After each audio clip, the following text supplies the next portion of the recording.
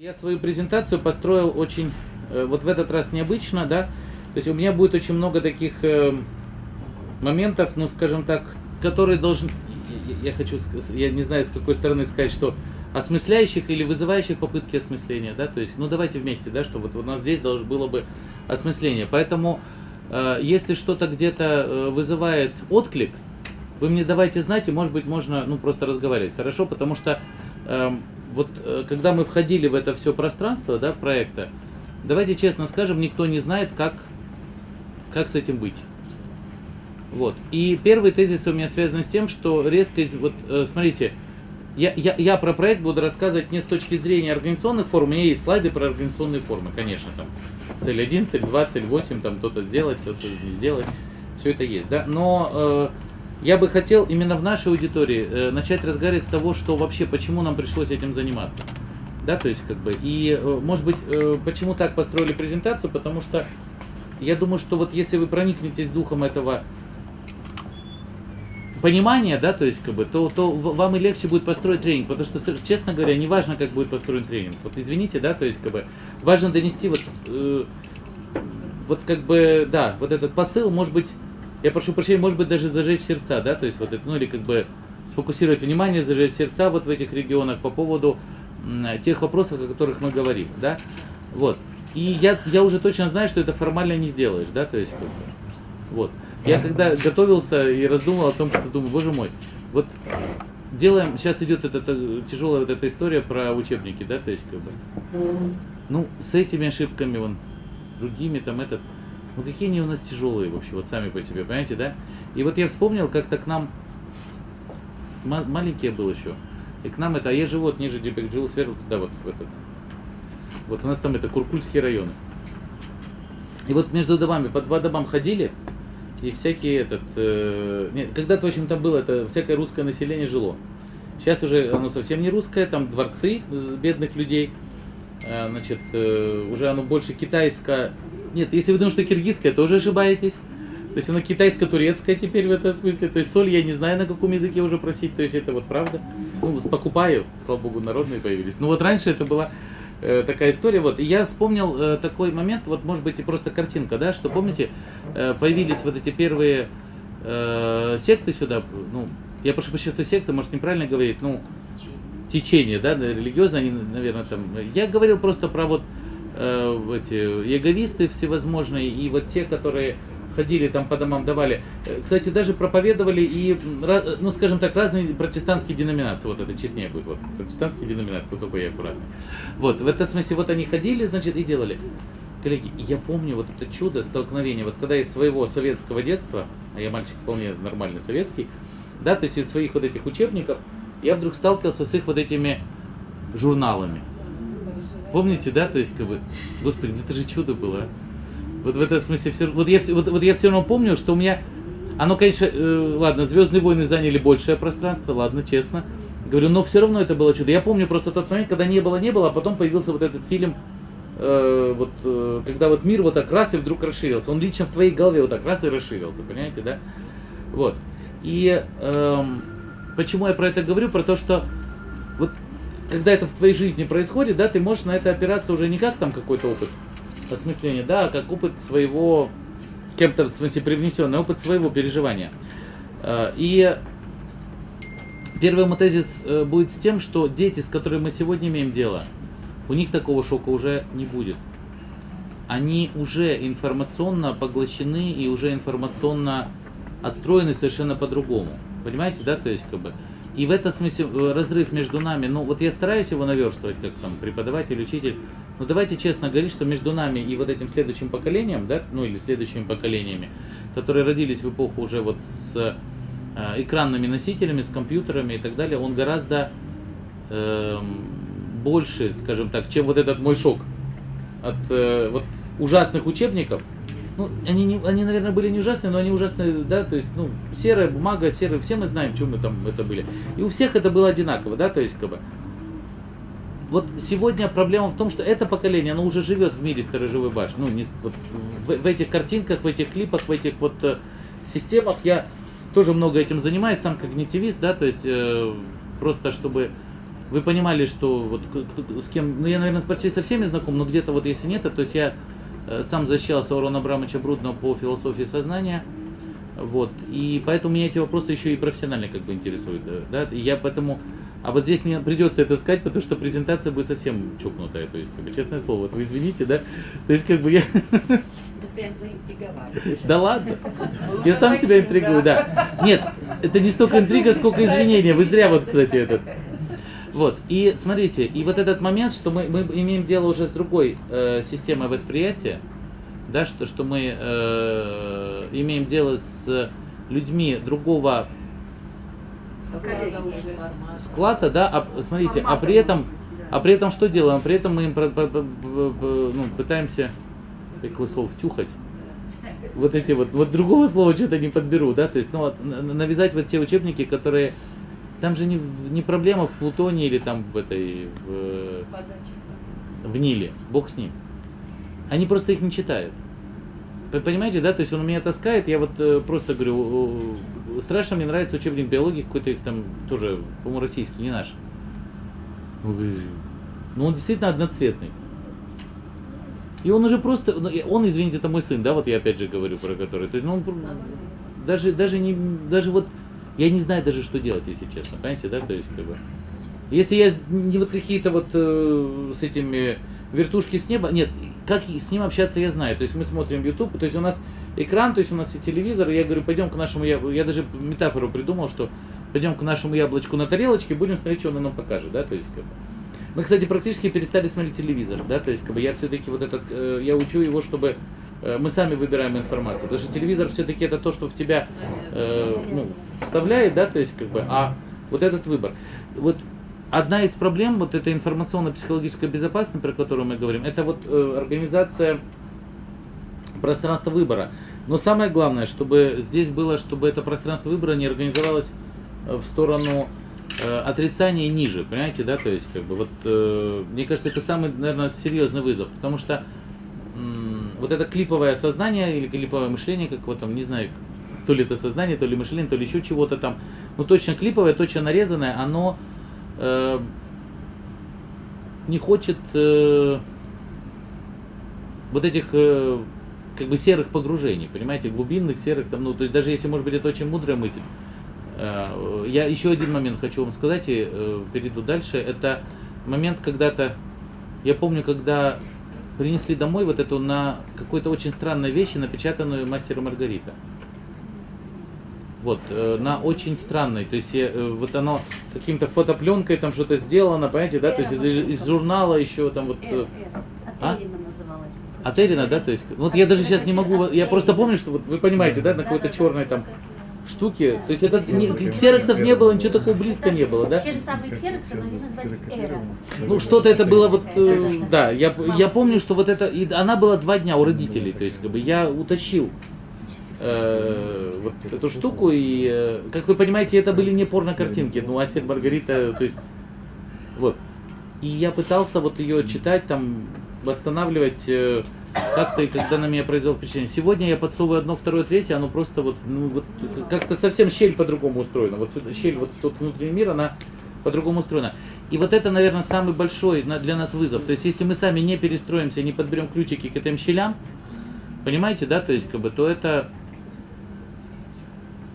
Ну, то есть, короче, разлетимся мы в разные стороны с вами. С ними, имеется в виду, мы с вами от них, да, то есть, но при этом, вот смотрите, это вот как бы некоторый общий вызов, с которым мы стоим. Но я сегодня хочу говорить, честно говоря, вообще о других вызовах. То есть, вот как бы ни была устроена эта щель,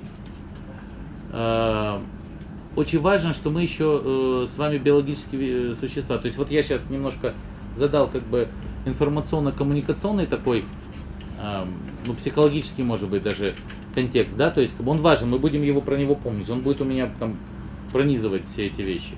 Но центральным все-таки звеном и центральным вызовом, в том числе этого проекта, является то, что дети должны быть, выходя из школы, они должны быть не только психически здоровы, это вот ЛБТ, да, это само собой разумеется, но еще хорошо было бы, чтобы они физически, ну, физиологически, биологически были здоровы. А вот это перестало подразумеваться, потому что еще один аспект, на который я хочу обратить внимание, что несмотря на то, что я, конечно, даю там всегда вызовы там Госулха и Министерству образования и государственной системе, вы понимаете, государство, в котором мы с вами жили, оно не только информацию по-другому распределяло, но на себя часть рисков все-таки брало. То есть, как бы, по крайней мере, мы знали, что выпускник медицинского учреждения, он более-менее верифицирован. Но давайте честно скажем, что мы про это знали. Может быть, он как бы там был явно, что были профессора и так далее, но все-таки вот семейные врачи, помните, да, ну или как вот они, участковые они тогда назывались, да, то есть как бы я помню, что это к ним можно было пойти и все-таки тебя как бы не сгубят. Даже, наверное, вылечат. Не, ну правда же вылечат. Ну вот я помню, что это было. Коллеги, вы понимаете, я вот на таком простом примере говорю, что сегодня же ну, то есть надо искать единицы тех, кто еще что-то понимает и помнит. А у меня еще есть опыт 10 лет работы в аспирантуре и принятия экзаменов по философии, и это страшно. Потому что мне когда говорят кандидат наук, я говорю, знаю, видел, сам их лепил. И ничего не получилось. То есть, как бы, я только, извините, я не хочу это обобщать, да, то есть, как бы, но вопрос в том, что сегодня вот эта верификация, да, то есть, которая Советский Союз, ну, система была, ее просто не стало. И, соответственно, вот исчезла вот эта забота о безопасности. Я что хочу сказать, что одна из задач, да, то есть, как бы еще, извините, она тянется еще с Лока, Гоббса, там вот они еще, помните, тогда говорили, они говорят, мы готовы отдать часть, английская политэкономия, да, то есть мы готовы отдать часть государства за то, что государство будет заботиться о нас, о безопасности. И это ужас в том, что сегодня, даже если мы отдаем в виде налогов часть государству, я не хочу его обвинять, понимаете, да, то есть вот у меня в общественных советах часто говорят, что мы должны им указывать на то, какие они уродские. Да знают они. Я прошу, понимаете, да, то есть, как бы, ну что, я Ларисе Юрьевне должен рассказать о том, какое уродство в школах творится? Нет. Она сама нам рассказывает. Она говорит, у меня 50 человек, и что я должна с этим делать? А у меня вот то-то, вот, ну, понятно, ну, в смысле, в классе, да, то есть, у меня этого не хватает финансирования. То есть, вот это системные нарушения, да, то есть, привели к тому, что государство не везде будет заботиться об этой ситуации. Да, должно, да, старается. Слава богу, как бы нас там не сжигают на кострах и не несут эти, да. Но вот это место, да, то есть, как бы, которое, вызов, который перед нами встал, он очень серьезный. Вот, и поэтому в рамках этого проекта мы попытались вот переосмыслить это пространство, да, то есть увидеть этот вызов, то есть как бы вот безопасность, да, в узкой как бы такой группе мы говорим о том, что, ну а мы уже здесь родная вся группа, да, о том, что не травите детей, да, то есть как бы, что дети должны оставаться живыми и здоровенькими, да, то есть вот это все направлено на то, чтобы мы это делали. Но лакуны вот эти появляются, как бы, где недосмотр и никакой системы. Потому что на самом деле одна из историй была, когда мы с Аней анализировали, ну что мы только не анализировали, вы помните, 20 лет экологическому движению, да, то есть мы анализировали уже, наверное, все там, не знаю, воздух, среду и так далее, ну добрались до игрушек. И вот у нас этот ролик можно будет посмотреть, он на ютубе у нас есть, мальчишки, наверное, я, кстати, предлагаю вам его показать, может быть, он вот как, наоборот, мы к концу его покажем, да, то есть я вам рекомендую. Он совсем небольшой, то есть Аня там с рядом важных дам из ДГСН, Гаусылха и так далее берут на базаре игрушки детские и проверяют. Они выглядят замечательно, они детские игрушки. Детские игрушки это тепло и так далее. А на самом деле это ужасные штуки. У меня ощущение было, знаете, метафора, помните, «Ночные дозоры», там был фильм, и там вот такая куколка, а потом из нее так паучьи лапы. Вот ужас в том, когда мы стали это все проверять, да, то есть как бы оказалось, что эти все дивные игрушки китайские, которые они вот с этими паучьими лапами, они истощают фенол. И вот, ну я могу перечислять там всякую, в общем, чего только не было. Тяжелые металлы, то есть как бы стали рассматривать, коллеги, и что делать? Ну это, смотрите, а при этом это лаборатория, а неофициально, это продается посуда из меланина. Правильно я говорю? О, правильно. Значит, я всегда путаю с мелатонином, с меланина, да. Ну, короче, вот с пластик, который выделяет, еще куча всякой этих штук, они постоянно держат, и никто за этим не контролирует. здесь была история еще в рамках этого проекта, что мы начали говорить о том, что в школе начались аллергии. С чего? Кашляют и чихают. Приходят учителя, это вот все в этих. Что оказалось? Мел, который закупили самый дешевый. То есть он, наверное, даже не мел. Я когда его видел, то есть это какая, она пишет, эта штука пишет, да, то есть, но она не мел. То есть, как бы это какая-то китайская пишущая что-то. В этом смысле, то есть, как бы, то есть, туда, просто вот эта рассыпчатость, ничего там такого нет. Но, Бог с ним, пусть оно пишет. Но вопрос в том, что оно, видимо, из такого чего-то сделано, что ты начинаешь тут же аллергировать. Понимаете, да, то есть, как бы. Теперь вопрос. Чтобы вот этого не случалось, кто ответственный? Мы пошли, значит, Минобр говорит, а это, говорит, тендеры, закупки и так далее. То есть процедура рынка. Смотрите, рынок входящий. Деньги ведь это странная вещь, понимаете, да, то есть, как бы, то есть все должно быть по процедурам рынка, либеральная экономика, то есть тендеры, вроде как тендер должен выбрать, а что тендер выбирает, Бог его знает, понимаете, да, то есть, как бы. И вот второе уравнение, это мы пошли в Минздрав, сидели, посадили их вместе, там все, как бы, сами сели, то есть, и стали разговаривать.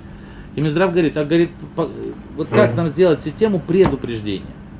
Они говорят, никак вам это нельзя сделать. То есть вы получите ситуацию только когда это произойдет потом. Понимаете, да? То есть вот уже факт заболевания есть, аллергия, мы потом будем делать это. Отравление есть? Будем лечить отравление и наказывать. Мы говорим, подождите, а нельзя так, чтобы они не травились? Понимаете, да? То есть вот, коллеги, и проблема в том, что нельзя. И это, к сожалению, вот выяснилось, что, я не знаю, если мы с вами найдем этот момент, но вот мы не смогли. Да, поэтому одна из задач этого тренинга людей рассказать о рисках, да, почему у меня будет вот это вот риски сейчас всплывать, и предупредить о том, что, слушай, следи за собой, за своими детьми. То есть, если тебе уже попался этот мел, и ты плачешь, выкинь его, и или возбуди процедуру, сейчас мы покажем, да, то есть, как бы, которая, вот, знаете, в одной книжке там есть, Дюна называется, Херберт, он говорит, горькое выплюнь. Понимаете, да, то есть, как бы, есть вот какие-то реакции организма, как вот, я хочу сказать, что этот проект, это настройка вот этих дополнительных реакций, вот как метафорически, в реакции нашего общества, понимаете, да, чтобы они знали, во-первых, еще хорошо бы куда выплюнуть, в кого, вот, а потом, что, собственно, горькое, что не горькое, потому что проблема в том, что мы не всегда можем это различать, да, то есть мы вот иногда бываем слепы к этому, вот, как бы, теперь я хочу сказать, что вот это первый, как бы, слайд секурус перикулезы периклитари, как они говорили, да, то есть, как бы, в этом смысле, это латиняне, опасно чувствовать себя в опасности, да, то есть, вот это, наверное, самое большое, вот это тот главный, скажем так, главная предпосылка, нет, он не месседж, он даже рефрен, да, то есть, как бы, смотрите, я не хочу пугать, и не моя задача напугать. Да, и не наша задача с вами в проекте напугать. Но задача простроить защитную пленку вот эту, да, то есть, как бы, если ты знаешь, вот, например, один из таких простых моментов. Вот вы, вот что, как вам с вашей точки зрения, как вам кажется, опаснее холод или жара? Вот один этот. И то же другое. Вот два по биологии. Потому что вы помните, и вам здесь помогает язык, я вот простой этот. Коллеги, вспомните такой очень интересный момент. Вот язык что нам говорит? Обратите внимание, что язык нас защищает. Язык вот как коллективная кумулятивная система. Потому что он хочет, чтобы мы жили, потому что он воспроизводится, мы в языке воспроизводимся, да, то есть нами и нами. И он что говорит? Пар костей не ломит. Жар, пар, то есть, как бы тут, то есть что-то, то есть, а про холод там и целая вот эта вот ситуация. Так вот, я что хочу сказать, что на самом деле холод гораздо опаснее. Сколько бы вам ни рассказывали про все эти арабские истории, про мыться и там про тепловые удары, это процент несоизмеримый. Я сейчас не хочу там статистику говорить, я хочу, чтобы вы перестроили вот этот мыслительный аппарат, потому что, а я вам скажу как биолог, есть такое понятие, у меня первое образование биологическое, то есть, как бы, есть такое понятие поикилотермность, да, то есть, как бы, вот это постоянство внутренней среды. И это был огромный прорыв по сравнению с этими ящерицами, да, то есть, как бы, и там остальными, бог знает кем. да, то есть как бы, что мы можем поддерживать этот состав внутренней среды, да, то есть и она связана с температурой. Другой вопрос, что, конечно, там до 40, я уже встану, можно, да? То есть до 40 градусов, конечно, 40-42, потому что денатурация белка, но это другое уравнение. Холод опасно, поэтому детям надо научить вот это вот движение с холодом. То есть как бы закаляться и сидеть в продуваемом помещении — это разные вещи. То есть вот эти постепенные воздействия холода, да, то есть как закаление, то, что детка там делает и так далее, это классно. Да, у нас формируется подкожный там этот коричневый жир, бурый жир, как говорят, да, то есть масса замечательных механизмов вырабатывается. Коллеги, но эти механизмы не вырабатываются, когда у тебя дует из щели. У тебя другое что-то вырабатывается, понимаете? Я просто хочу сказать, что у нас некоторые вещи меня поражают. Мне же, вот, кстати, вот пример еще один. Оно выглядит как цветы. И эстетически красиво выглядит, понимаете, да, но оно не работает. Вот проблема в том, что мы хотим создать хотя бы на маленьких местах такие механизмы, которые работают. И в этом смысле наша задача не напугать, а простроить вот эту ситуацию. Потому что вот у меня с сыном, например, эта ругачка идет. Он считает, что вот тут, а оно же все легенькое и красивое. Понимаешь, да, то есть как бы, понимаете, да, то есть как бы теплая страна, я говорю, какая теплая, вот буквально тут несколько циклов назад с ним сцепился, и ровно почему помню по поводу этой вот теплоты всей, понимаете, да? То есть одна из наших задач, значит, показать риски, да, вот Банур у нас тоже говорит о том, что, да, коллеги, я в рисковой зоне, правильно, да, то есть я надеюсь, что это не для красоты был одет, ну вот, я правильно считал этот посыл? Банур, мы давно не виделись, я говорю. Вот, но просто я говорю, что здесь вопрос того, что вот, значит, чтобы дать вот эти представления об опасности. И вот, смотрите, есть вещи, да, я буду рассказывать про общество рисков, да, то есть как бы и про систему, но вот первый тезис у меня связан с тем, что есть целый ряд вещей, которые находятся за пределами рисков. Мы должны оставаться живыми, и это связано с... Сейчас я пойду уже быстрее, будет интереснее, то есть я думаю, что я вас уже как бы заманил в это пространство, да, то есть это вот, значит, первые уравнения, с которыми я с вами буду говорить, и про это надо говорить людям, это проблема, что человеку надо вернуть, вот обчуть правду говорю, надо вернуть понимание того, что он биологическое существо. Понимаете, нас слишком много учили, что мы существо духовное, и это замечательно. Я вот, ну, упаси Господь меня, как бы, это отрицать. Мы, несомненно, духовные существа. Но при этом у нас еще есть копна волос, 30 метров кишок и бог знамо чего. И вот это все надо поддерживать. Не, ну понимаете, да, то есть, помните у Бродский, да, сколь же признано же прекрасное вне тела. Ни объятие невозможно, ни измена. Я не про объятие, я не про измену, я про то, что должна быть система, которая поддержит вот эти вот все выкладки. Кстати, недавно буквально тоже разговаривал о том, что а если и духовные атомы, и физические атомы одновременно присутствуют. То есть, потому что у Лейбница была такая теория, понимаете, да, что дух и материя, мы все время их развязываем, а я потом как-то случайно, ну не то что случайно там это смысле, а если они все-таки, что если не одно из другого, а если они сразу пришли в мир вот так, понимаете, да, и у Лейбница была такая теория. То есть люди же разные вещи порождают. Может быть, это гораздо... Ну так вот, проблема в том, что да, мы все время следим за своей духовностью. И это правильно. Школа особенно здесь должна делать этим. Духовность, потому что мы вот одним из своих тезисов рассматриваем, что школа это есть механизм по производству духовных существ, да, то есть все-таки. Но есть и второй аспект, что эти духовные существа хорошо было бы, чтобы были живыми. Вот, и здоровенькими. А это связано с некоторыми другими аспектами. И вот эту взаимосвязь, да, я думаю, что нам надо очень хорошо простроить, потому что нюансы появляются. Так вот, для того, чтобы понять, как нам оставаться живыми и здоровенькими, что находится за пределами роста, я прошу вас обратить внимание на нашу... То есть тогда, как вы думаете, значит, вот это, значит, оценка планетарно-порогового значения для определения безопасности пространства планеты и человека. То есть юная, по-моему, 2010 год. Кстати, если кто-то был на семинаре и видел эту штуку, сразу говорю, не сдавайтесь. Давайте посмотрим в чистом эксперименте. Вот первый раз видите, попробуйте определить хорошо. Значит, изменение климата, повышение кислотности, деградация озонового слоя, азотный цикл, фосфорный цикл, мироупотребление пресной воды, изменение режима землепользования, утрата биоразнообразия, атмосферная концентрация, химическая, аэрозолей, и химическое загрязнение окружающей среды. Как вы думаете, в какой из этих систем перейдено пороговое значение? Поэтому это как бы радар некоторый. Вот ЮНЕП построил такой радар. Он говорит, вот, чтобы попытался, ЮНЕП, понятно, да, организация ООНовская по окружающей среде. То есть, чтобы остаться живыми, какие вот вещи для планеты? А мы понимаем, что планета не жива, и мы с вами как-то не живы, да? То есть, вот это важный момент. Так вот, где какие значения, где мы перешли порог? Как вам кажется?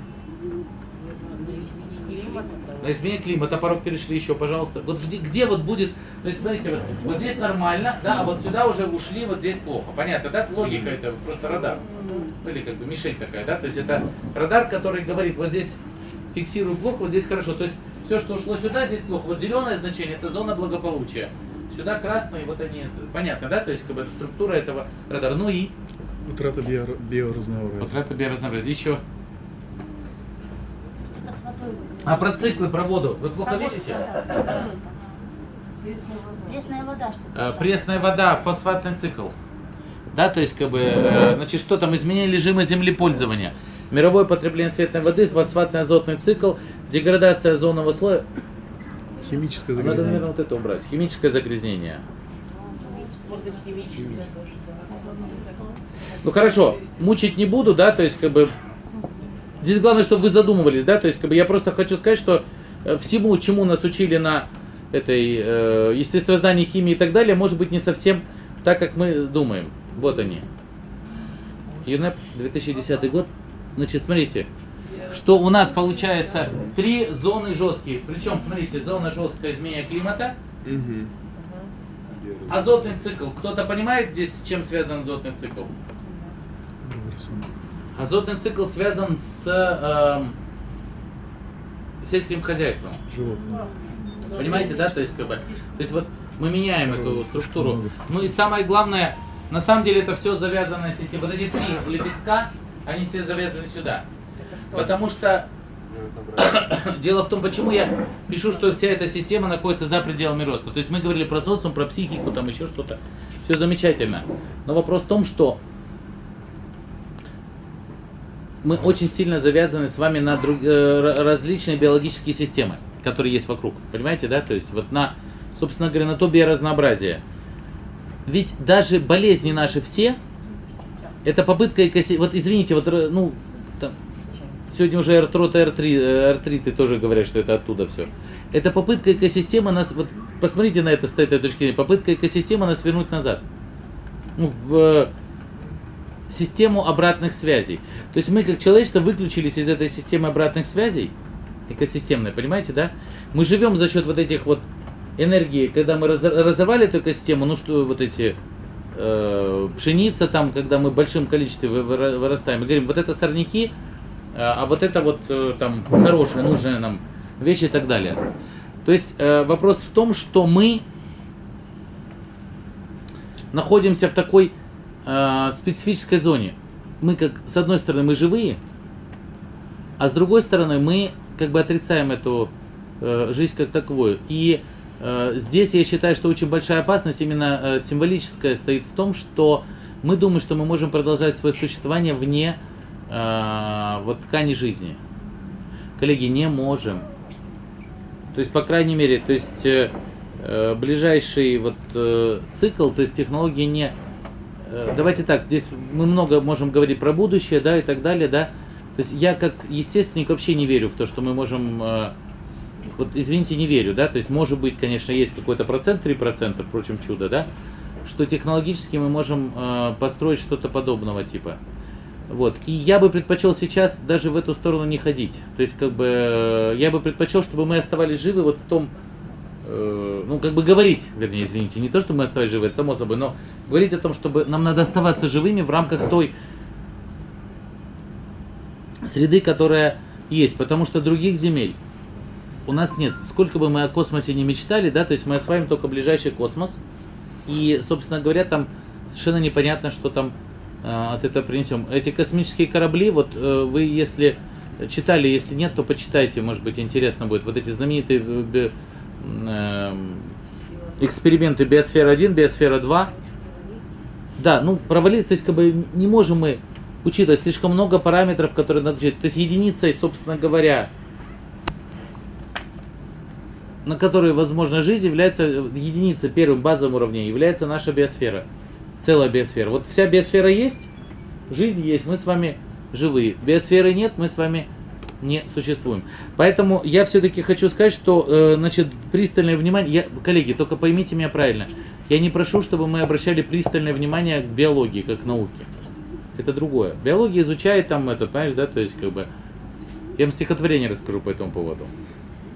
Про биологию. А я говорю про жизнь как таковую. То есть ребенку надо понять, что он живой, и, соответственно, он должен осознавать, будьте здоровы, вообще, то есть он должен осознавать реальность своей жизни как живого существа и многоклеточного живого существа. Понимаете, это очень серьезно. То есть одноклеточному выжить-то легче. А нам надо вот это вот еще добраться до туда, до внутренних этих тканей, то есть у нас много слоев, и это все непросто. А еще одежка сверху. Да, то есть как бы. Вот не к биологии я вас призываю, а к тому, что биоразнообразие это все-таки такая тонкая вещь, на которую надо как бы обращать внимание.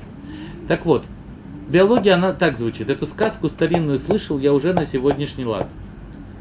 Как Иванушка в ополе вышел и пустил он стрелу наугад, и пошел в направлении полета по серебристому следу стрелы. Она пала к лягушке в болото, вдалеке от родимой избы. Пригодится на бравое дело. Завернул на лягушку в платок, скрыл ей белое царское тело и пустил электрический ток. В долгих муках она умирала, в каждой жиле струились века, и улыбка познания играла на счастливом лице, соответственно, дурака. Понимаете, да? То есть я понимаю о том, что наука, вот биология как наука, она вот может и такими вещами заниматься. Мы формалин запихали, посчитали, куда-то поставили. Вопрос в том, что наша задача быть не дураками. Вот я хочу, чтобы на это мы обратили внимание. Значит, и вот, пожалуйста, я хочу, чтобы без выкладок, без этих просто... Давайте будем понимать о том, что, значит, есть такая вещь, которая называется теория биотической регуляции окружающей среды. Главный тезис ее, вот я хочу, чтобы мы его выучили, он здесь у нас пронизывает, все мы специально поставили эти плакаты, да, вот что естественная экосистема основа устойчивого развития, это мы прописали от Рио до Кыргызстана, то есть про это надо говорить, и что только жизнь создает условия для жизни, что естественное сообщество создает условия для собственного благоприятного существования. И проблема в том, что вот эти условия поддерживаются в достаточно узком диапазоне, долгое для время в рамках сложно организованной системы. То есть это никогда не может быть один вид. То есть единицей жизни, коллеги, давайте запомним, единицей жизни является экосистема, а не вид. А мы с вами хотим сделать вид, что мы значимы. Нет, мы как единица жизни мы не значимы. Мы являемся потребителями жизни, но являемся в этом отношении очень специфическим образованием. И вот есть внизу вот этот вот сайт, да, то есть вы видите, это теория биотической регуляции. Если у вас будет время, ну просто зайдите, посмотрите. Эмиль Джапарович нас уважаемый, он будет здесь, он с нами будет разговаривать, Бог даст. Вот, и он как раз таки считает, что тот, кто разработал сайт, Виктор Горшков, он современный Вернадский. То есть вот одна из задач как бы безопасности, это значит нежное отношение к экосистемам. Все, что связано с жизнью в школе, должно быть, какое слово, возвернуто назад. Вот не уничтожено, а наоборот, вот, понимаете, да, то есть, как бы, почему я рассказываю про этот тезис, что, да, мы биологические существа, соответственно, вот этот круг жизни, то есть, как бы, школу надо пропустить через этот круг жизни, понимаете, школу, любое наше, и дом наш, потому что вот Эмиль Джапарович, я надеюсь, что будет рассказывать про, например, для Центральной Азии очень важен оазисный тип постройки, да, то есть, как бы, то есть у нас надо делать оазисы, да, то есть, как бы, из вот этих вот деревьев дивных этих, вот, и будет это важно, то есть, как бы, соответственно, я почему про это говорю, что одна из задач нашего, значит, этого проекта, это вот вернуть эти все системы благоприятно. Смотрите, что нам надо понимать, что, значит, жизнь это не свойство отдельного организма, а свойство биосферы. Естественная экосистема воспроизводит матрицы жизни, ничто созданное человеком не в состоянии заменить биосферную функцию. И все созданное человеком не несколько порядков проще, чем сама примитивная живая природа. Соответственно, когда мы говорим о безопасности, мы должны говорить о вот этих вот тонких нюансах. Вот если по этому поводу вопросы, переходим к следующей тезисе. Более-менее понятно, да, то есть, как бы, что так или иначе мы будем, исходя из этого, мы будем простраивать те вещи, которые связаны с водой, те вещи, которые связаны с воздухом, те вещи, которые связаны с остальными вещами, ну вот, в смысле, организацией. Мы будем строить на том, что стараться вот эти биосистемы где-то ввести. Где-то мы будем вводить технику, где-то будем вводить биосистемы. Мы даже, вот Миша будет рассказывать, но мы будем думать об этом. Мы пытались вот эти как бы замкнутые циклы в школах вводить, думать, но, конечно, никакого проекта на это не хватит, это надо всю жизнь положить. Но, может быть, круг жизни попробуем. в школе, да? То есть попробовать его... Элементы, да, наверное? Да, элементы попробовать восстановить хотя бы. Банур, вот смотри, проблема в том, что, например, один из тезисов, то есть мы хотим это на уровне софта в программу восстановить, чтобы они по-другому относились к этим экосистемам, потому что, ну, просто надо, например, вот в Киргизии одна из проблем, это, я просто вот скажу, то есть это тугайные сообщества, да, то есть как бы вот у Эмиль Джапаровича прекрасная метафора, он говорит, дух тугаев всегда жил с киргизским народом. Классно же, да? А покажите мне реки, на которых эти пойменные леса тугаи сохранились, понимаете, да? И этого же, когда говорим, что здесь порубим и уничтожим это, понимаете, да? То есть как бы река просто меняет там множество своих биологических свойств. Поэтому вот здесь как бы если можно как-то это останавливать, то как бы и здоровее пространство будет. Вот мы просто говорили вот на Иссыкуле, там где-то вот в регионах. Я почему про это рассказываю? Потому что в регионах там еще есть зоны, школы находятся вот здесь в городе уже. Тот же Эмиль Джапарович говорит, что город это язва на теле природы, поэтому тут уже и так все. Ну, простите, как бы прожжено. Понимаете, да? То есть, как бы, вот. Здесь надо, значит, соответственно, мы говорим о зеленых полосах, как внутри школы, так и вокруг. Понимаете, да? То есть, вот это очень важный момент. Но в регионах там еще должен быть вот этот тезис о том, что на него обращайте внимание. Но я сразу сказал, что моя презентация не является презентацией посланий для проекта. Она настраивающая общее представление, да? Вот, поэтому я думаю, что здесь вот это то, о чем мы хотим сказать, что обращайте внимание на как жизнь реагирует. Вот жизнь вянет, вот пластмасса, ну, и мы здесь не будем долго находиться, да, то есть как бы, а вот в реальных условиях, особенно мне страшно нравится, когда они разбивают сады, вот там Актерек, вот один из моих любимых этих примеров, то есть там просто школа, вот она в такой долинке на Иссыкуле, да, то есть как бы, и ну там же просто чудо вот именно природного типа находится. Ну, по-моему, там была, да, то есть, да. Как бы вот это же. Рядом правда же, да, то есть, село, как, да. Рядом соседнее село. Ну вот, я понимаю, что иссыкульцы должны понимать, и там дивно, и насколько там, конечно, я, конечно, исследований проводил, но, ну, таких вот, как Иванушка, да, то есть, как бы, но по ощущению, конечно, там здоровее, аккуратнее все это происходит, и в духовном, и в физическом плане. То есть, вот, соответственно, то есть, если в классе 50 учеников, ну, представьте, вот вы их помещаете на поляну, да, то есть, как бы, то уже это не имеет значения, да, то есть, как бы оно пространство само будет как-то делать. Но когда вот мы говорим школы, похожие на тюрьмы, да, как и больницы, то это совсем другой какой-то вызов. То есть, вот все-таки зеленая вещь, это очень важно. Так вот, я хочу, чтобы мы, значит, дальше подошли к очень важным моментам, на которые вот мы сказали о том, что да, есть план природный, да, и он никуда не девается. Он обязательно есть. То есть, значит, мы возвращаем представление о том, что и с этим работаем, что мы существа биологические. Теперь, еще сейчас я хочу войти в 3 уравнения психологии, которые для нас понадобятся, как бы как некоторые ну, элементы, при помощи которых, то есть это то, при помощи чего мы будем конструировать. Первое, это были послания, которые нам нужны, как понимание, как все устроено, да, то есть как бы что жизнь создает условия для жизни, это базовое уравнение. Теперь попробуем про психику поговорить. Мне ужасно нравится, я хочу, чтобы мы запомнили, может быть, этим тезисом пользовались. Вот Людвиг Wittgenstein, австрийская школа, ну, историю не буду рассказывать, но знаменитый философ, но очень интересная вещь он говорит, что мир не состоит из вещей, он состоит из фактов. То есть, как бы это мы с вами не живем в мире вещей, мы не живем в вечном мире, мы живем в мире фактов. А факт это всегда вещи или события плюс какое-то описание. То есть вот этому чему-то существующему, он только тогда, когда он тогда для нас мир, когда к нему есть название. Понимаете? А название, оно Бог знает где находится. И вот этот разрыв, он для нас, для животных этого разрыва нет. У них нет вот этой символической конструкции. Понимаете, да? И поэтому они включены в систему обратных связей с природными вещами. А у нас есть этот разрыв. Мы с вами живем.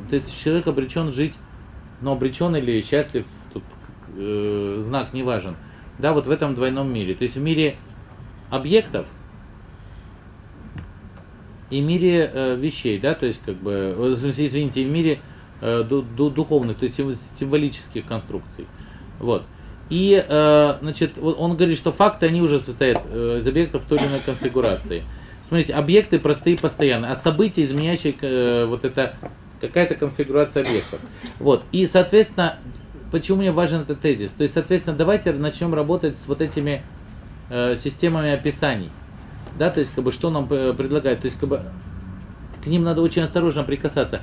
Когда мы даем в школах однозначное описание чего бы то ни было, мы часто можем терять адекватность реальности. Понимаете, да? То есть, вот я думаю, что когда мы говорим про жизнь и живое, мы должны вернуть вот это вот измерение реальности, но реальность не в таком плане, вот как бы, как реальность труда советского типа, это как бы немножко другое что-то, да, то есть реалисты, фантазеры, я не в этом отношении говорю. Я говорю о том, что мы должны дать и вернуть представление о том, что мы существа, которые подвержены законам, с одной стороны, духовного развития, но с другой стороны, биологического. И вот этот баланс мы должны научиться соблюдать. Вот. И следующий еще я момент скажу, что специально поставил фотографию, у меня будет 3 фотографии на этот. Wittgensteina не поставил. Вот. Ну, потому что, как бы, мы запомнили о том, что да, нам надо работать с фактами, в этом смысле работать с описаниями. Я могу даже другой тезис, хотите, мы мистический пойдем опыт, что мир есть описание. То есть, смотрите, весь гностицизм, христианство и те религии, которые выросли на нем, они как раз таки, я имею в виду старые религии книги, то есть как бы религии иудаизм, христианство, ислам, то есть как бы там так или иначе гностическая традиция прошита, да, то есть как бы, а для них очень важный был вопрос вот этого самого события. Помните, вот мы в предыдущем тезисе сказали, да, события, изменяющие конфигурацию объектов.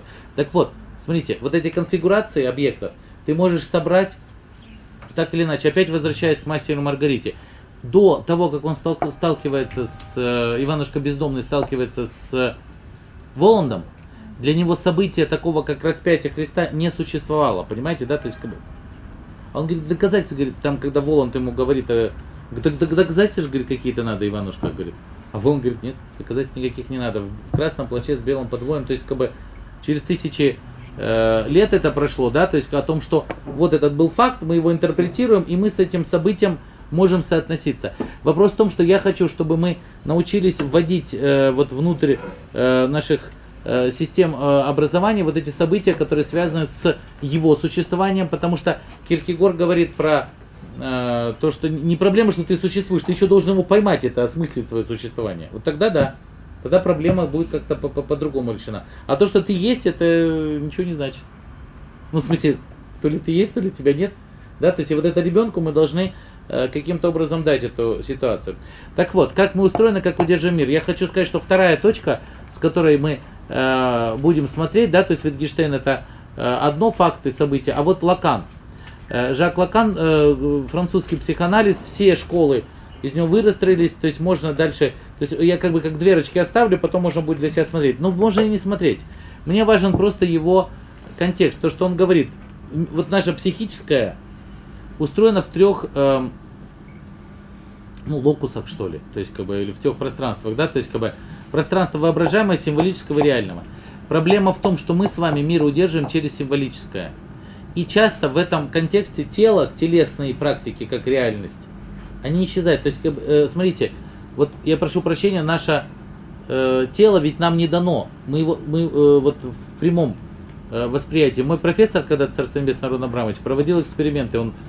Человеку давали фотографии его локтя, ну, там, части спины, более прелестных вещей, на которые мы любуемся у других, но абсолютно не знаем у себя. И вот это, когда фотографии, если вы думаете, что мы отличаем свои части тела, вот дадут тебе фотографии, вот в системе десятка других, коллеги, не найдем. Мы не будем знать, что это мое ухо, мое... Тогда что-то... Вот понимаете, да? То есть вот такой, казалось бы, простой эксперимент, но, говорит, не находили. То есть коленку, а еще особенно под коленной чашечкой. Ну вот просто, да, то есть как бы, соответственно, о чем мы говорим? Что не собирается наше тело. То есть наше тело это что-то... То есть мы говорим наше, а оно совсем... То есть мы что-то с ним, конечно, делаем. Но так сказать, что мы его там познали или оно нам дано как символическое, нет. Понимаете, да? То есть здесь вопрос в том, что мы собираем себя как субъекта только в воображаемом. Вот, почему я вам про это говорю?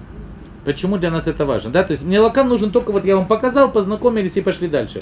Потому что мне важно, чтобы мы ввели, нам важно, чтобы мы ввели вот этот вопрос жизни и безопасности во все символические конструкты. Жизнь это явление уникальное. Вопрос просто в оценке и восприятии. Да? То есть, как бы, к сожалению, у нас восприятие жизни как чудо обезличено, понимаете, да? Потому что война превалирует над... Ну, то есть, как вот эта идеология войны, да, то есть, как военного. То есть, как бы... То есть, я хочу сказать, что, вот смотрите, это то место, где я хочу разорваться. Безопасность как антитерроризм и безопасность как безопасность военная, это не то, про что я разговариваю. Понимаете, да? А у меня очень часто мы попадали именно в этот дискурс. То есть дискурс, вот Андрей Владимирович, да, то есть как бы вот это часто, что, например, когда московские школы делают паспорт безопасности, они чаще всего говорят об антитеррористической активности. Я говорю, ребята, вот про это даже разговаривать. Нет, наверное, надо про это разговаривать. Это страшно и ужасно, но может быть нам о каких-то более базовых, фундаментальных вещах поговорить. Вот об этом другом символическом восприятие, да, то есть как бы, и вот для человека как существа символического, да, то есть вот этот вот, мне очень нравится этот пример, да, то есть как бы, что вот вроде бы это руки, а одновременно это птица, то есть одновременно это еще, то есть вот это, то есть смотрите, мы же все равно видим птицу, понимаете, да, хотя к птице это никакого, вот к реальной птице это никакого отношения не имеет, но символически для нас оно так срабатывает, да, и вот порядок символического доминирует над всем. Вот, вот здесь надо понять, что так вот символическое и воображаемое для нас доминирует над реальностью. Но есть те аспекты, и пускай доминирует, это хорошо, но есть те аспекты, которые мы обязательно должны ввести. Реальное диктует нам свои порядки. И в этом смысле мы должны говорить, что экологические лимиты, забота о здоровье, да, то есть как бы деятельность, сегодня вот этот вот механизм заботы о своей безопасности, его надо выстроить и дать именно в рамках символического порядка, да, то есть как бы реальность свое возьмет, но давайте будем двигаться вот в это символическое, то есть как бы понимать, что птица важна не только как символ, не только вот эти цветы важны, но важны и реальный цветок, и реальная птица, и вот эти реальные взаимосвязи. И ты должен как-то научиться соотноситься с этим кругом жизни. Это большой вызов на самом деле. Вот, я про это хотел говорить. И тогда вопрос возникает, вот мне нравится эта картинка, как себя строить.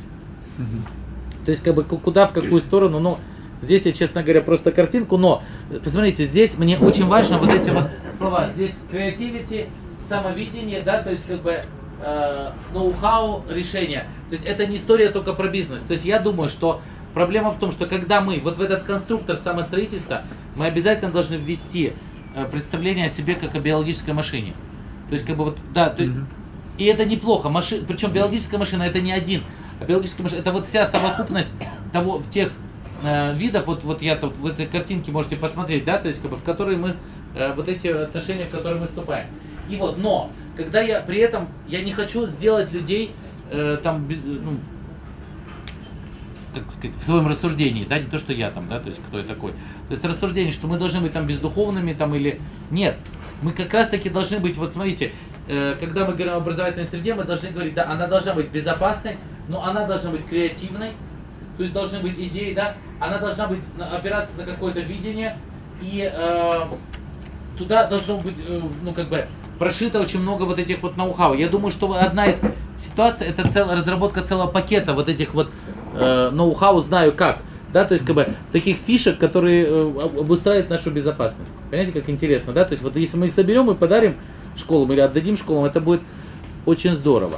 Вот, и еще у нас здесь есть один тезис о том, что он, наверное, больше к другим презентациям, но я хочу его здесь поговорить. Мы говорим, что безопасная среда – это безопасное управление, безопасная среда.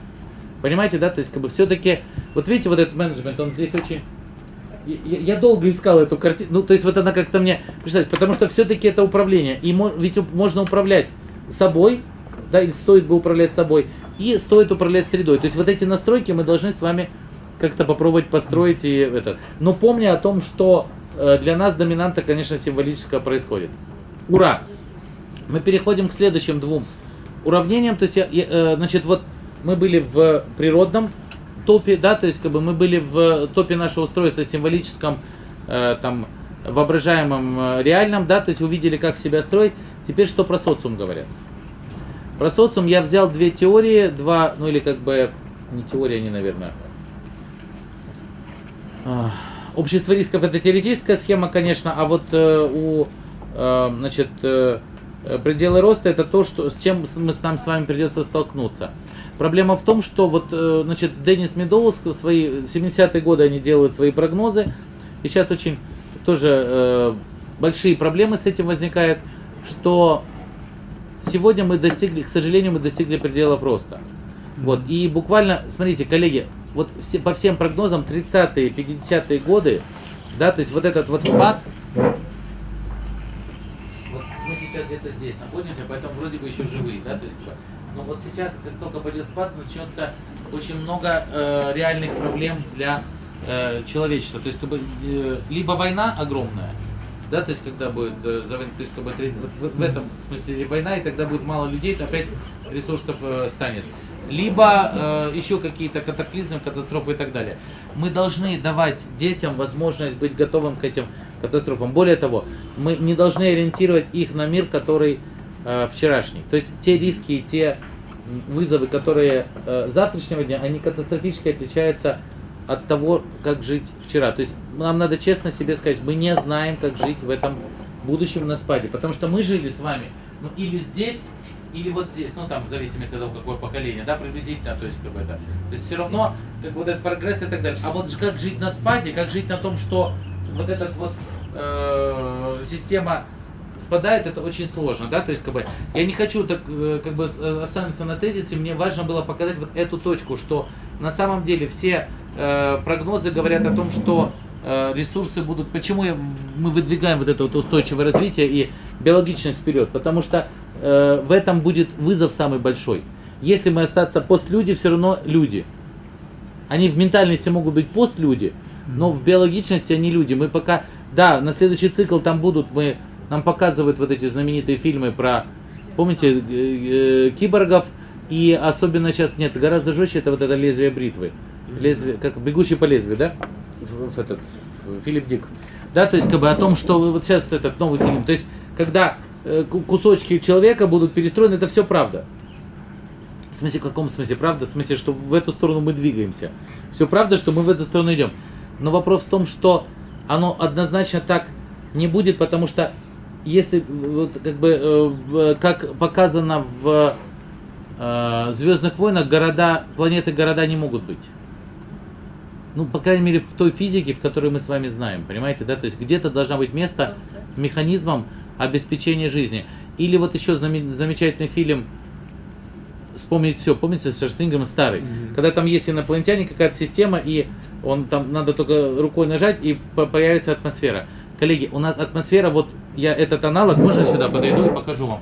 Вот смотрите, вот оно очень хорошо показано, что атмосфера появляется только когда, если она еще не такая мятая, ну, вот, появляется когда от живых существ, да, то есть вот именно вот только жизнь это стоит для жизни, видите, то есть это как бы котел по производству, то есть вот такого механизма, когда нажмешь и оттуда придет атмосфера, на самом деле нет. У нас есть совокупность маленьких вот этих объектов, да, то есть как бы, которые все формируют, да, вот обратите внимание, у меня повторяется этот образ в ряде наших, то есть смотрите, защитный механизм жизни, да, то есть вот он вот здесь хорошо показан, то есть вот чистая вода защищает, да, видите, этот круг жизни, вот он, и Сыкуль защищает тоже, вот оно повторяется, и вот этот образ пытаемся, я тоже не знаю, как это правильно донести, и поэтому вам придется ехать и рассказывать это учителям и этим, да, то есть, но, по крайней мере, я просто хотел показать, что это, ну, вот в помощь вам какие-то такие вот разработки, которыми вас снабдим, да, вот. Значит, второе уравнение, на которое я хочу обратить внимание, это Ульрих Бек, тоже умер, к сожалению, он немецкий, нет, Медоуз жив, Я слушал его лекции, вот его лекции слушал. Если, кстати, зайдите на наш сайт, и недавно кто-то из моих ребят выслал замечательные лекции. На ютубе просто набирайте Медоуз, да, вот Деннис Медоуз, изумительные лекции. Посмотрите, картинки, он в МГУ читал лекции, так что все хорошо, да. То есть, а у нас мы тоже одну из игр, мы сделали только там этот, я не помню, перевод, да, подстрочник. Ну вот, хорошо, то есть как бы он там дивные игры, почему я на него советую, потому что дивные игры для школ, по пониманию это хорошо, да, то есть я получил массу удовольствия, когда у него находились, вот. Значит, теперь Ульрих Бек. Почему мне важен эта фигура и зачем она нужна? Потому что он описывает общество с рисками. А проблема в том, что мы рассматриваем безопасность у нас, вот в рамках нашего проекта, в рамках той деятельности, которая это, как систему минимизации всех рисков, которые направлены на ребенка. Понимаете, как интересно, да? То есть, как бы вот мы говорим о том, что все риски, которые есть, их надо вычленить и минимизировать. И хорошо было бы, чтобы это делали все вместе. Вы увидите о том, что мы придумали механизм, когда и местное сообщество, и дети, это вот в следующих презентациях, да, то есть, как бы, увидите, но просто здесь я скажу, потому что сколько она задающая презентация, вроде как мне велено было. Вот, в этом смысле проблема в том, что собираем вместе родители, ученики, учителя, местная власть, все вместе должны решать этот вопрос. Это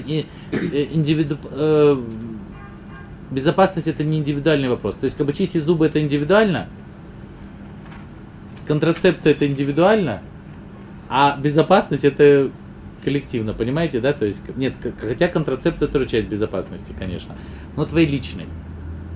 Да, потому что если меджок был сом, то вот потом говорят, ушундвай было, да, то есть как бы так и будет. Вот проблема в том, что вот наша задача этот ум как раз таки тебе и настроить, да, то есть вот общество риска помогает нам.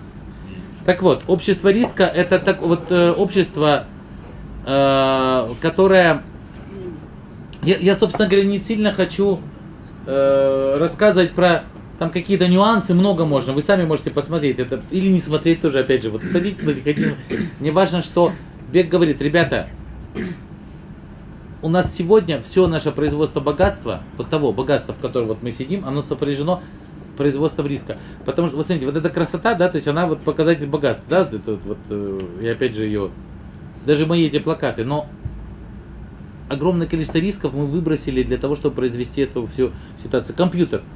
С одной стороны, богатство, роскошь и удобно нам это все, цивилизация, да, с другой стороны, опять же, риски. И самое главное, что эти риски приняли новые формы. Вот вопрос того, что уже само существование жизни как таковое и существование ну, оно и жизни, и духовности, собственно говоря, понимаете, да, то есть надо оба аспекта говорить, что риски, они залазят туда и туда, да, вот, и проблема в том, что они эволюционируют. Вот здесь проблема в том, что производство рисков, оно эволюционирует, и мы в этом с вами мире живем, мы должны научить людей, ну, как бы, другому отношению к рискам, понимаете, да, то есть, как бы, его надо не бояться, но принимать и разумно рассчитывать. Вот, я здесь сделаю остановку, опять на Мирджапарыча сошлюсь, потому что меня просто поразила эта история. Вот можно, вот она, я считаю, что она, даже если вы слышали, извините меня еще раз, потому что, но она удивительная. Значит, у нас Эмиль Джапарыч, он вот придет, мы обязательно с ним поговорим, что они, значит, он был, я забыл слово, депутатом городского Кенеша, да, господи.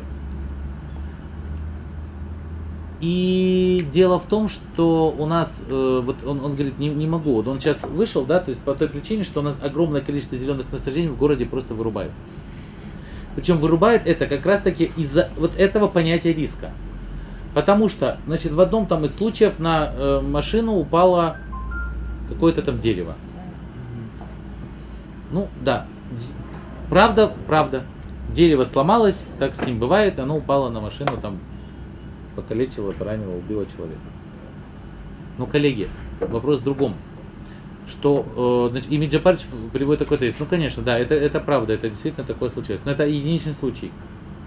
Один случай за там десяток, 20 лет.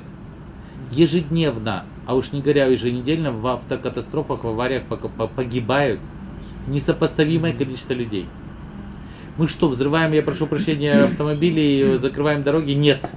Этот риск мы принимаем, а это несчастное дерево, потому что, ну, бывает так, что могло собаку придавить, могло еще, ну, то есть, как бы, деревья ломаются, все что угодно ломается. Энтропия. Нормальное, значит, состояние. Значит, мы в нормальной вселенной, нормальность есть, да, то есть, как бы, нет. Не хотелось бы, чтобы это что-то убивало. Почему? В связи с этим надо вырезать и уничтожать все деревья в городе. Понимаете, да, то есть, но нам удобно пользоваться такими кейсами, потому что на самом деле за этим стоит, он говорит, не в этом проблема, не проблема в этом дереве, а проблема в том, что за этим стоят заправки, дороги, всякая остальная эта штука размещения, то есть как бы экономический механизм, а всегда рядится в ситуации борьбы с рисками, понимаете, да, то есть как бы вот в этом месте нам надо быть осторожными, то есть нельзя вот такие сложные системы дать. И проблема в том, что мы должны соотнести производство ценностей и производство рисков. Вот проблема в том, что в школе точно так же. То есть как бы, хороший мел – это с одной стороны ценность. Но если от этого умирает учитель с учениками, то Бог с ним, может быть, на пальцах объяснять. Не, коллеги, это серьезный текст. Я понимаю, что лучше смелым, но если от него травишься, то, может быть, не надо. Давайте от чего-то отказываться. То есть нам надо научиться отказываться. Не сложно сказать от чего, но я точно понимаю, что деревья не надо рубить. Нет, какие-то можно подрезать, несомненно, понимаешь, да, но для этого нужен, опять же, тот, кто это оценит, и какой-то механизм. То есть в этом смысле для меня грамотность, да, вот вы абсолютно правильно говорите, подхода, да, то есть к тому, что вот эти риски такие-то, эти такие-то, да, и как бы надо особенно понимать крупные риски. И вот здесь как бы надо говорить, это, вот я на этот момент, на второй даже могу сказать, я не зачитываю вам, вы читаете, хорошо видно, да, вот здесь проблема в том, что риски производятся обществом постоянно, причем это производство легитимное. Вот здесь нам надо что-то сделать. Понимаете, да? То есть, ну и что говорит, у нас пахнет фенолом там какие-то вещи. Ну и что? Нет, извините, это проблема. Не должно быть в школе и в роддоме, там, и в детском саду, мы туда доберемся тоже, Бог даст, живы будем. То есть, как бы, что там не должно ничего ничем пахнуть. Ну, не впахнуть проблема, а проблема в том, что это ядовитое. Понимаете, да? Почему? Мой ребенок только из-за того, что я рожал в роддоме, он несет на себе риски. Вот у меня была еще одна из историй, тоже жесткая очень. То есть они просто заносят, там в этом роддоме, где были, они просто заносят, там это тот же стафилококк, с чего? Только потому что там им удобно это делать, да, то есть, как бы, может быть, надо было, конечно, рожать в ванной, я понимаю. Но мы опять же идем, и вот в этом общественном месте мы получаем всю заразу, которая только может быть. Школа — это рассадник всего этого прекрасного. Понимаете, да? То есть вот всех, каких можно. Соответственно, мы должны это сделать. Если ты все-таки болеешь, не надо, чтобы учитель тебя вытаскивал на этот. Не надо, сиди дома. Не носи мне эту гриппозность, понимаешь, да? То есть, как бы. А у нас же нет по-другому же. 50 человек в классе. Ой, у нас контрольная работа, да бог с твоей контрольной работой, останься живой. Потому что, понимаете, вот Эмиль Джапарович опять рассказывает, что такое вирусы. Это же генетическая информация, которая пытается нас опять же трансформировать. И наша иммунная система с ним борется. А тут, то есть она нас как бы пытается превратить во что-то другое. Представляете, как интересно? Это обломочки генетической информации в капсуле, которые пытаются нас превратить в другую ситуацию. И особенно это опасно для девочек фертильного возраста. Потому что они встраиваются в их, я прошу прощения, все репродуктивные системы, и уже потом получаются другие поколения. Да? Ну, с одной стороны, это классно, о том, что мы в нормальной экосистеме, по Шмальгаузену, это работающие элементы, которые связывают все со всем, вот эти элементы разбросы. А нас с чем связывают? Я даже боюсь подумать. С тараканами и морскими свинками? Ну, это же удивительные вещи, да, потому что вот этот свиной грипп. Вы понимаете, это элементы вот этих систем. Но это очень интересная дискуссия. Я просто хочу сказать, что но поведение. Заболел, лежи дома. Не надо. Эти знания никуда тебе не будут. Уже лучше компьютер посмотри. Но вот эту ментальность надо тоже перестраивать, понимаете, да? То есть я ровно в том месте, где нахожусь, где риски должны быть обустроены по-другому. Да, то есть как бы, вот. Значит, ну и дальше. Здесь я хочу сказать, что угрозы невидимые. Вот это место, может быть, на этом слайде не так это хорошо сказано, да, то есть как бы я просто все это у Бека связано с этими, но я в его парадигме находился, то есть как бы у него это связано с тем, что благо и риски, они как бы параллельно идут, Так что обратите внимание, всегда мэрия, там, я не знаю, любое место, где вы будете, где есть благо, имейте в виду, что там будет дикое производство рисков. Вот это я хочу, чтобы вы обратили на это внимание. Понимаете, да? Или они будут, ну то есть какие-то там обязательно будут. То есть как бы у нас Бег вот это открывает, это правда. То есть где благо, там и риски. А где риски, там и юристы, правильно? Которые должны за ними следить. А вот как за ними следить, я надеюсь, мы на этих вас научим на сессии. Так вот, коллеги, но я хочу сказать, что проблема бедности, это тоже, мы не должны из-за бедности забывать о безопасности. Вот это очень важный момент в этом тезисе. И второе, это то, что риски бывают невидимые, и мы должны придать им как бы вот эти маркеры опасности. Да? То есть как бы, внутри школ мы должны как-то настроить эти системы. Как будем думать? Ну там, то есть опасно не только оружие, да, биологическое там и какое-то, а вот, например, в Орловской школе мы просто взяли и купили им вот в рамках нашего проекта, Миша, Бог даст, будет рассказывать, то есть как бы по счетчики Гейгера, я правильно назвал? Гейгера, ну вот. Да, то есть как бы и, соответственно, они эту радиацию смогут мерить и так далее. Ну и так далее. То есть, соответственно, вот эта вот визуальность риска должна быть. Вот.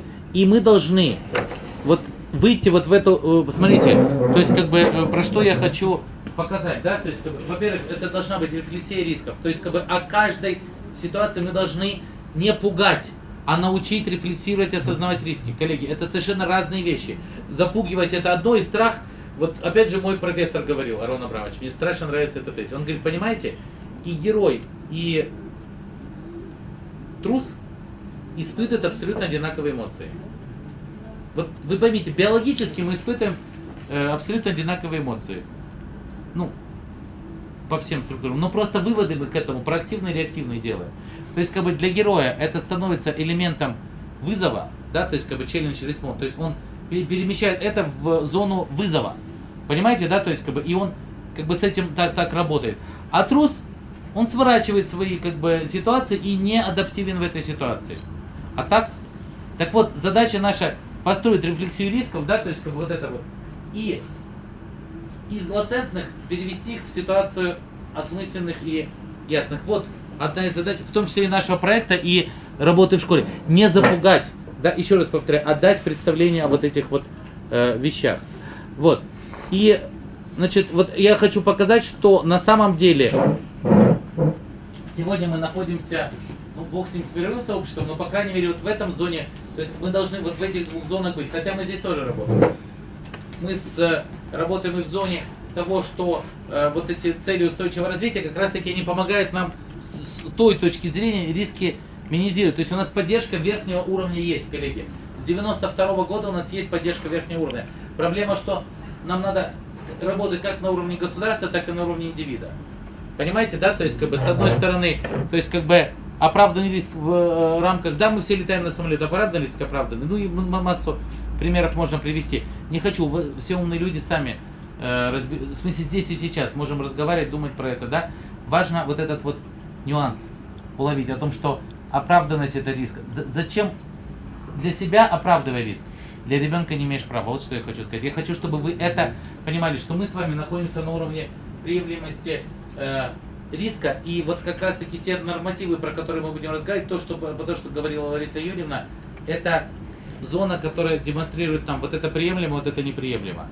И смотрите, и проблема в том, что нам все время кажется, что кто-то за этим следит. Вот это очень важный момент. Что вот здесь есть некоторый глаз, да, то есть как бы паноптикум, который за этим следит. То есть государство, что у нас, если на базаре мясо продается, то его проверила санэпидемстанция. Ну, в Москве может быть.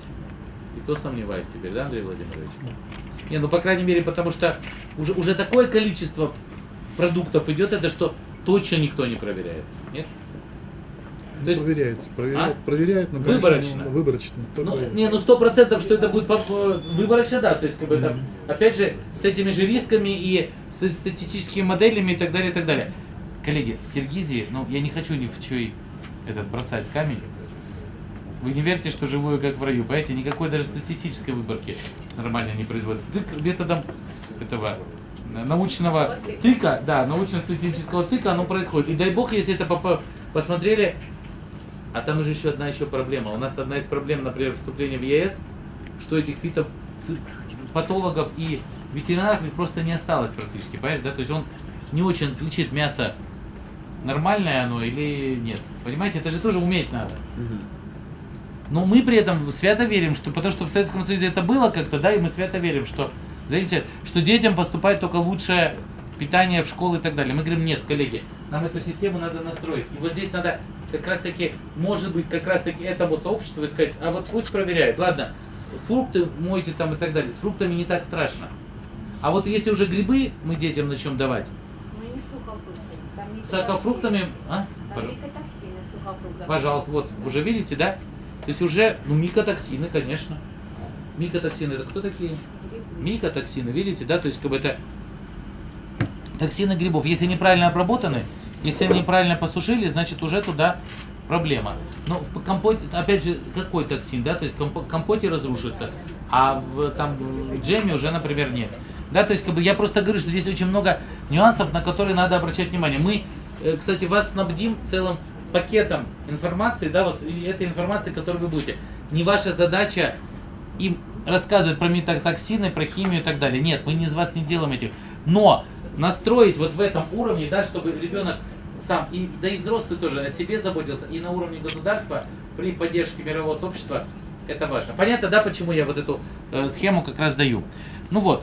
И тогда вопрос о том, что безопасная образовательная среда – это среда, ориентирована на потребности ученика, обеспечивающая полноту, безопасность и минимизацию всех видов рисков. Вот это определение, пожалуйста, дайте для себя. Опять же, нам не надо давать определение, нам надо понимать процессы, которые происходят. Нам надо в этом смысле дать представление о рисках, да, то есть как бы и о механизмах их обезопасения. Это все, что мы должны вынести из этого нашего ситуации. Ну вот, значит, это аспекты безопасности образовательной среды. Мы говорим о 3 аспектах: физическая безопасность, психологическая, экологическая. Я предлагаю, когда мы будем пить кофе сейчас, эти фильмы будут идти, просто крутиться. Максим, можно будет так сделать, да? А вы просто про них посмотрите, потому что там 3 аспекта нашего проекта как раз и есть. Я больше вам покажу, что о том, что, коллеги, но когда мы говорим о безопасности, надо говорить о справедливости. Я хочу, чтобы... И вот в этом смысле это очень важный тезис. Его обычно забывают. То есть распределение... Справедливо должны распределяться и богатство, ну или как бы вот... Благо, и справедливо распределяться риски. То есть вот эта совместность... Поэтому мы в этом проекте мы придумали всевозможные вот эти механизмы коллективных разделения ответственности, принятия решений. То есть вот эти механизмы совместных принятия решений очень ценны для нас. Поэтому на это давайте обращать внимание. Да? То есть поэтому справедливость для нас это участие в принятии решений. То есть как бы никого не выбрасываем. Потому что ты можешь внести лепту как в обеспечение безопасности, так и в опасность. Да? То есть вот этот вот момент для нас очень тоже важен. Еще один момент, что все-таки мы хотим о том сказать, что безопасные люди — это люди, которые живут в счастье. Вот. И я думаю, что здесь тоже есть как бы дискуссионная площадка. Просто вот показываю картинки. И очень важно, что мы, опять же, Лакан, не целокупен. То есть как бы надо помнить, что мы можем быть существа нецелостные, и надо помнить о тех вещах,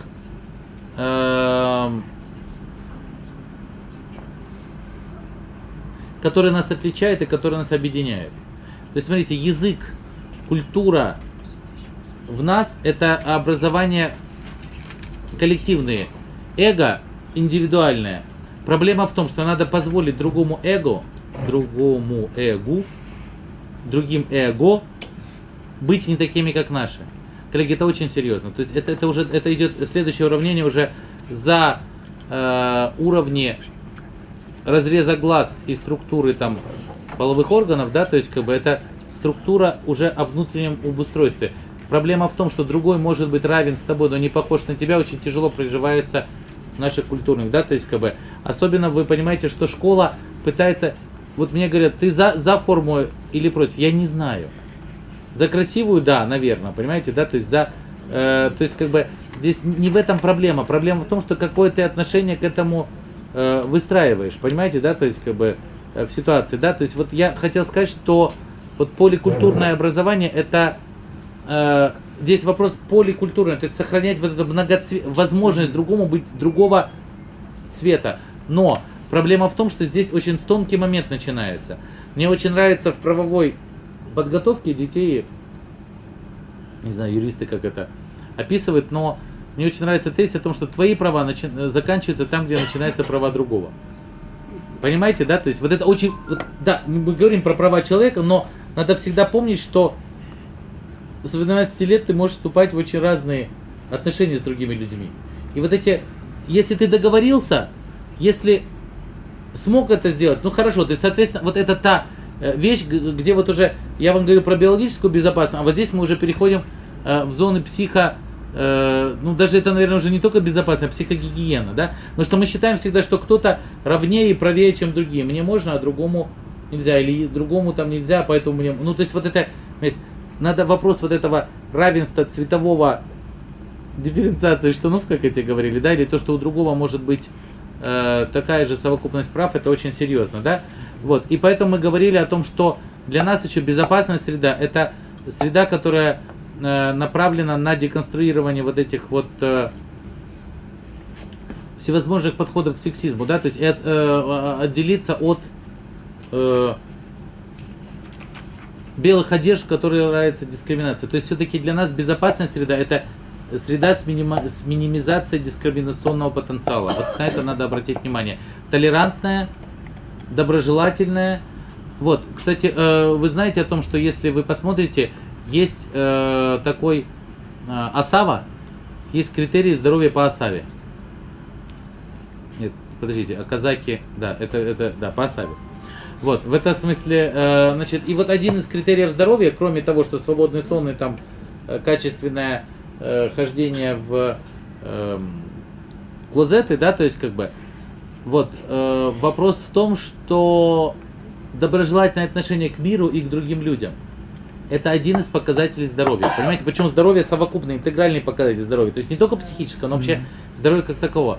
Поэтому вот обратите внимание, то есть агрессивность это может быть еще и проблема, извините, там недоедания и вообще массы других просто биологических систем, да, то есть как бы, то есть на которые тоже надо обращать. То есть если мы видим у ребенка там или даже учителя, кстати, это что чаще, агрессивное там какое-то поведение, то надо думать о том, что у него где-то может быть и биологическая дисфункция, да, о которой надо говорить. Но я все-таки хотел сказать о том, что это биологическая система, но я говорил, что может быть где-то и фашистские, сексистские всякие вещи, которые тоже должны быть исключены из нашей все-таки среды. То есть другой должен иметь возможность иметь другую окраску, чем ты.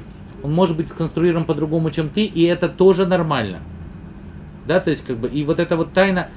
Более того, мы постоянно говорим о гендерных стереотипах, да, о том, что я никогда не забуду наши ну, Бог даст, это суфражистские вещи, да, о том, что почему структура моего полового органа влияет на избирательные права. Ну, коллеги, то есть вот надо не путать социальные отношения и отношения биологические, да, то есть как бы я очень думаю, что важно, чтобы мы деконструировали все виды неравенства. Да, то есть в этом смысле безопасная среда это среда, которая минимизирует неравенство, среда, которая направлена на толерантные взаимоотношения. Ну и последние несколько вещей, и, собственно говоря, я уже заканчиваю, это вот на этих основах и был построен наш проект, хочу я вам сказать. Представляете, да, то есть какой... Вот, да, ну вот, и смотрите, у нас, соответственно, три аспекта, которые мы положили внутрь проектной заявки, на которые вы должны, ну, как бы обращать внимание и опираться, да, то есть вы это все познаете и увидите, но, с одной стороны, мы сказали, что одним из результатов будет это новые стандарты, да, то есть мы разрабатываем новый стандарт образовательный. Вот, другой результат, это, то есть, собственно говоря, нормативные акты, да, Аня больше про это будет говорить, не буду останавливаться, ты будешь говорить про это, да, то есть вот дальше, то есть нормативные акты, которые зададут рамочку того, что вот это будет безопасно. То есть мы в этой истории работаем. С другой стороны, очень важно межсекторальный аспект взаимодействия. Я прошу вас на это обратить внимание. То есть как бы это усилен потенциал всех заинтересованных сторон. Вы, наши агенты, ну уже теперь и свои собственные, я надеюсь, да, то есть которые будут нести вот этот потенциал в школы. Нам надо, вот в рамках второго результата, нам надо обучить не менее 370 школ. Да, то есть как бы у вас, мы организационно это расскажем, но у вас на каждом семинаре должно быть около там 17-20 школ. То есть мы пообещали, что вот помимо того, что у нас все вот это есть, то есть как бы мы в ролике вы видели ролик или нет? Или вот сейчас уместно поставить ролик, чтобы вам лучше поставить про проект? Уместно? Наверное, да. После, да? После кофе. Да мы можем как раз, скажу, да, то есть как бы, то есть у нас договорились о том, что 3, значит, вот эти результата будут во всех, то есть на системном уровне мы с министерством сработали. Сейчас мы перешли в ситуацию с пилотными школами. У нас 11 пилотных школ, да, то есть вот он этот плакат, посмотрите, пожалуйста, на него, да, то есть как бы там вам будут отдельная презентация, но обратите внимание на пилотные школы. И самое главное, что значит, у нас 2 типа семинаров будет. Один тип это семинары, которые вы будете делать для, значит, учителей и местных администраций. И вторые, которые мы еще будем думать, как будем организовать, это семинары для органов местного самоуправления. То есть как бы мы их обучим, как бы с ними будем работать. И еще один компонент в рамках второго компонента это работа с педагогическими вузами и центрами повышения квалификации. Вот у нас выбрано уже 3 вуза. Вот сейчас еще не знаю, Тарабаева, кстати, вошел в систему. Я еще просто ни одной подписи не хватает, я не давал еще информацию. Но вам уже скажу о том, что Ошский педагогический университет Арабаева и университет Адам вошли в систему, значит, наших пилотных вузов. Мы с ними будем работать. Там будем разрабатывать курсы для студентов-педагогов в систему повышения квалификации. Вот. И самое как бы обобщенное направление это работа по, значит, информированию. То есть нам надо наполнить всю среду вот нашими этой информацией, надо наполнить всю среду и дать всевозможные системы. Вот. Но, значит, здесь просто информация у вас будет, да, то есть как бы я хочу показать тот модуль, в котором вы находитесь. Это повышение потенциала администрации школ, сотрудников районных город администрации, отделов образования, совершенствование организационной структуры, управление человеческим потенциалом для обеспечения безопасной школьной среды. Вот так у меня звучит ваши семинары. То есть вы вот это должны будете делать. И у нас будет модуль разработан, да, то есть вот мы уже коллеги наши представят. И, значит, вы будете ехать в школы и делать эти как раз стандарты. Вот. И, значит, второй момент, значит, один момент, а второй это работа с пилотными школами. Вот здесь я уже показал, что мы будем на рамках этих пилотных школ как раз анализировать механизмы совокупности. Ну и, собственно говоря, про это ты как бы уже скажешь, да, то есть как бы. Тогда я благодарю вас за внимание.